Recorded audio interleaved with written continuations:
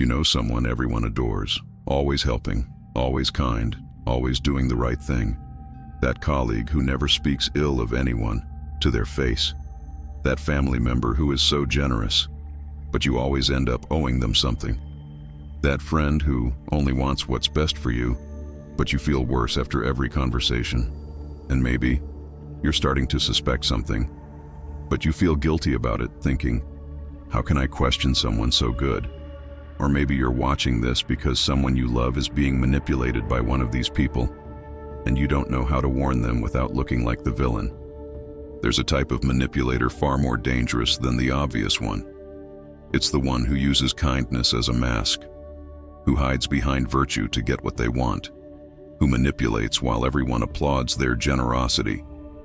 Today, you will learn the 7 signs that you're dealing with a fake, good person, the mask of virtue, and how to see through it before it's too late. Why is the fake, good person more dangerous than the obvious manipulator? Because when someone is openly toxic, you defend yourself. Your defenses are up. But when someone uses kindness as a tool, you let your guard down. You feel bad for being suspicious. And that's exactly where they get you. But why does someone act this way? Often the mask of virtue is born from deep insecurity, an insatiable need for external validation, or narcissistic traits that demand constant admiration. They don't perform kindness despite being empty. They perform kindness because they feel empty. As we explored in the video on love bombing, narcissists use excessive affection as bait. As we saw in the video on the 7 rules of Machiavelli, manipulators never seem to be manipulating. The fake good person combines both. They use performative virtue as the perfect camouflage, and society protects them, because questioning someone so good makes you seem envious, bitter, or cruel. But here is the brutal truth no one wants to hear. Truly good people don't need to announce their goodness.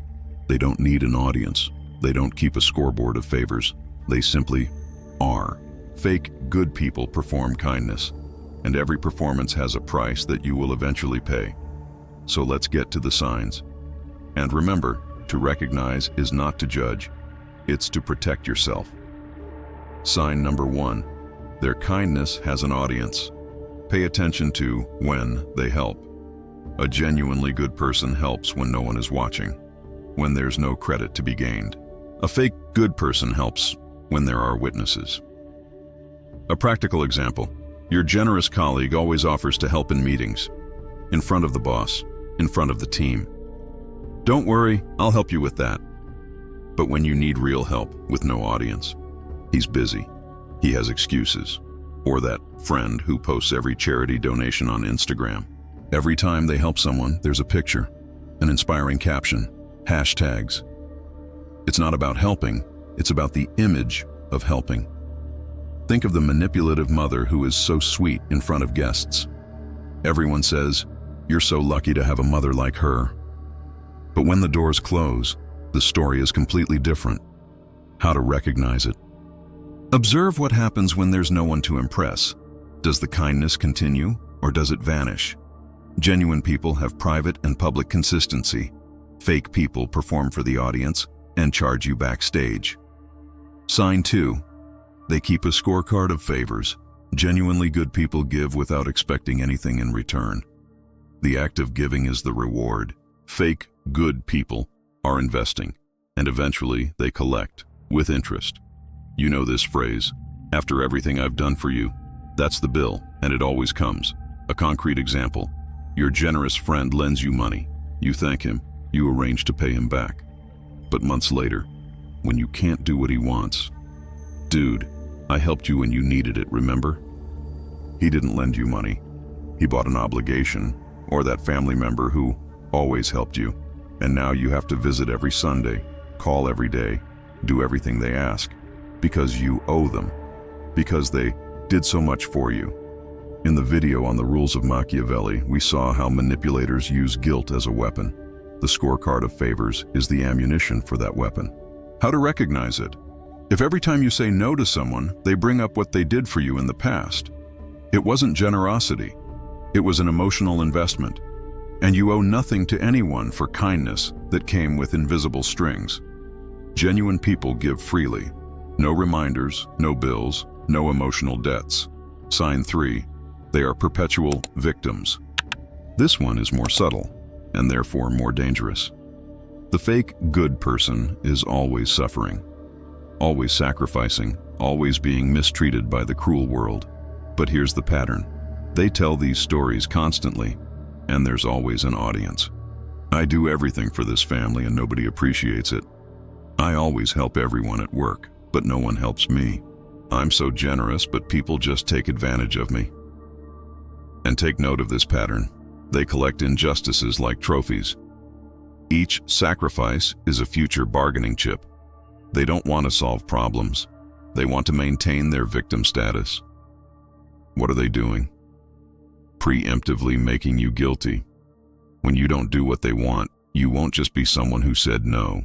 You'll be one more person who took advantage of them. A real-life example. The mother who constantly talks about how much she sacrificed for her children. I gave up my career. I gave up my dreams, all for you. And now, the children carry perpetual guilt. They can't have boundaries. They can't live their own lives. Because every no confirms her narrative. See? I gave everything and they abandoned me. Or that helpful colleague who is always complaining that no one recognizes his work. He wants you to feel guilty enough to do what he wants, to validate what he needs. How to recognize it. Genuinely generous people don't announce their sacrifices. They make them silently, if they even see them as sacrifices at all. If someone constantly reminds you how much they suffered for you, it isn't love. It's emotional manipulation disguised as martyrdom. Sign 4. Their kindness has unspoken conditions. They never say it explicitly. I'll help you, but you have to do X. But the conditions exist, and you only find out when you break them. A classic example. Your generous friend always offers you rides, always invites you to things, is always there for you. You're grateful. You think, what an amazing friend. Until the day you can't go to one of his events, or you make plans without including him. Suddenly, he's cold, distant, busy when you need him. What happened? You broke an unspoken condition. His kindness had a price, exclusive loyalty, or the partner who does everything for you, gives you gifts, spoils you, is so attentive. But when you want time with your friends, when you want to do something alone, after everything I do for you, you don't even want to spend time with me. The conditions were, you must always prioritize me. You must make me feel needed. You must give up your independence. He never said it, but it was always the price. How to recognize it. Observe what happens when you exercise healthy autonomy. If their kindness evaporates when you set boundaries, it was never kindness. It was control disguised as care. Genuine people help you with no strings attached, no silent expectations, no punishment when you are free. Fake people help you to trap you. Sign 5. They triangulate kindness. This is advanced and devastating when you recognize it. Triangulation is when someone uses a third person to manipulate you, and fake good people are masters of it. How it works. She helps you, and then she tells other people about that help. Not to celebrate, to create a narrative. Look, I try to help Maria, but she's so difficult. I did so much for John, but he never appreciates it. What is she doing? Creating allies. People who now think, wow, she's so good, and they don't deserve her. So when you finally set a boundary or leave, you are already the villain in the story she planted. A concrete family example. The generous mother helps one child financially, but she tells the other siblings every detail. I had to lend your sister money again. Don't tell her I told you, but what did she create? Division, resentment, and herself at the center as the poor thing who just wants to help. In the video on the rules of Machiavelli, we saw divide and conquer. Triangulating kindness is exactly that, but using generosity as the weapon. How to recognize it. If you find out that the person who helps you is talking about that help with others, ask yourself, why do they need witnesses? Why do they need others to know? Genuine people maintain confidentiality. Their good deeds are between you and them. Fake people use their good deeds to build armies against you. Sign 6. They are never wrong, but with performative humility. This one is subtle because it looks like the opposite. The fake good person never attacks you directly when confronted. They use humility as a shield. You confront them. What you did hurt me. An obvious manipulator attacks. You're too sensitive. A fake good person? Oh my gosh, I'm so sorry. I was just trying to help. I always get it wrong, don't I? I'm just terrible. What just happened? You were supposed to be validated, but now you're comforting the person who hurt you. They completely flipped the dynamic, and you didn't even notice. Or this variation. I'm sorry if you felt that way. That wasn't my intention. You know, I only want what's best for you. Note the non-apology formula I just demonstrated. Step 1, if you felt, this denies objective reality, turns it into your perception. Step 2, that wasn't my intention. This denies responsibility for the consequences. Step 3, I only want what's best for you. This reaffirms the mask of goodness. It's a perfect trap. If you question it, you seem ungrateful. If you accept it, you give up your own truth. This is a pseudo-apology. It looks like humility, but it's a complete evasion of responsibility. In the video on gaslighting, we explored how manipulators distort reality. Fake humility is a form of gentle gaslighting. You're right that you felt that way, but I didn't do anything wrong. How to recognize it? Observe if anything changes after the apology. Does their behavior change? Or did your guilt just increase? Real apologies include specific acknowledgement of what was done, no buts or ifs, a change in behavior. Fake apologies include vague generalities, performative self-pity, zero actual change. Sign 7, and the most important one, you feel worse after interacting with them. Forget all the analysis, forget all the other signs. Your body knows the truth before your mind accepts it.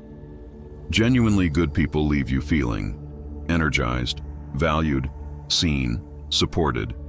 Fake good people leave you exhausted, guilty, confused, small. You might not be able to articulate why, but after every conversation there's a heaviness. After every favor, there's an invisible debt. After every interaction, you need hours to recover. This is not a coincidence. It is your emotional alarm system. Think of that friend who only calls when she needs something. But when you need her, she's so busy, sorry.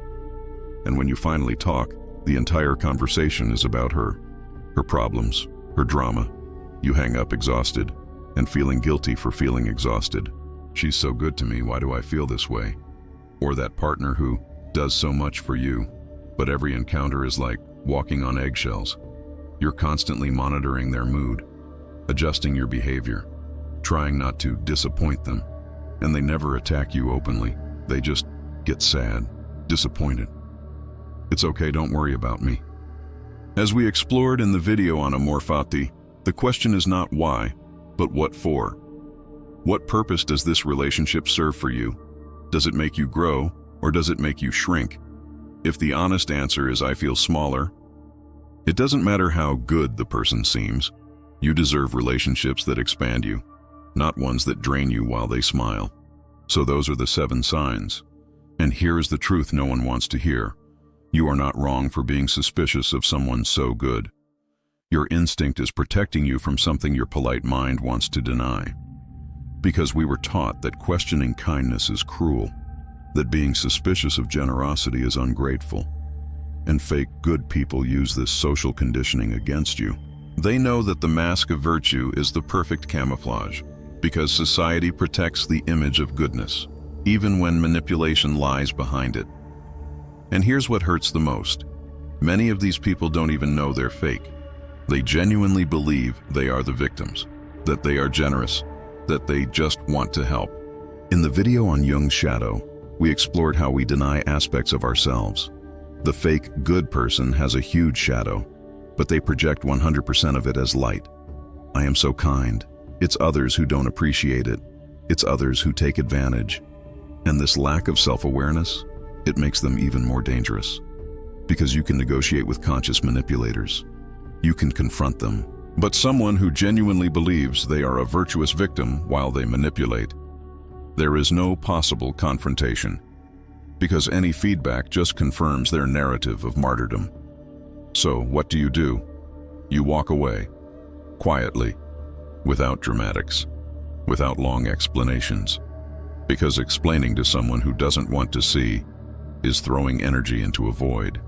Let me tell you a true story. We'll call her Anna. Anna, 28, had a best friend named Beatrice for 8 years. Beatrice was amazing, always available, always generous. Everyone loved Beatrice, but Anna started to notice something. After every meeting with Beatrice, she felt small. Beatrice never attacked her. On the contrary, she always supported her, but in a way that, wow, you're handling that so well, considering your limitations. I would never let my partner treat me like that, but you know what's best for you. And Beatrice always helped. She gave advice, did favors, but later, when Anna made different decisions, I told you so, but it's okay. Anna began to realize Beatrice needed her to fail, because when Anna succeeded, Beatrice was happy for her, but suddenly had a crisis that needed all the attention. When Anna was doing well, Beatrice was so worried about problems Anna didn't even know she had. Anna took the test from sign 7. How do I feel after being with her? The honest answer? Exhausted, insecure, small, guilty. But Beatrice was so good. How could Anna walk away? She walked away, gradually, without elaborate justifications. And guess what? Beatrice immediately became the victim. Told everyone how Anna abandoned her after everything she did. But Anna expected that, because now she saw the mask. And 2 years later, Anna says, I only regret not seeing it sooner. The peace I have now. It cost me an 8-year friendship, but the friendship had been costing me my peace for much longer. She didn't have to prove anything. She just had to choose her peace over Beatrice's image. If you've made it this far, you have clarity now. The 7 signs you're dealing with a fake good person, the mask of virtue, and how to see through it. And now you have a choice. You can continue to accept crumbs of kindness that cost you your peace, or you can choose authenticity, even if it comes with less social applause. If this video helped you see something you were denying, leave just 4 words in the comments. I see it now. And if you know someone being manipulated by a fake good person, and you don't know how to warn them without seeming cruel, share this video. Sometimes people need to hear it from an outside source to validate what they already feel. In the comments, tell me, which of these signs have you recognized in someone in your life? Or if you've already walked away from a fake good person, what finally made you see the mask? Your stories validate other people who are doubting their own perception right this very moment. By subscribing to this channel, you join a fortress of minds that are not afraid to see the truth, even when the truth wears a mask of virtue. Go now, and may your peace be more important than the approval of those who diminish you while they smile.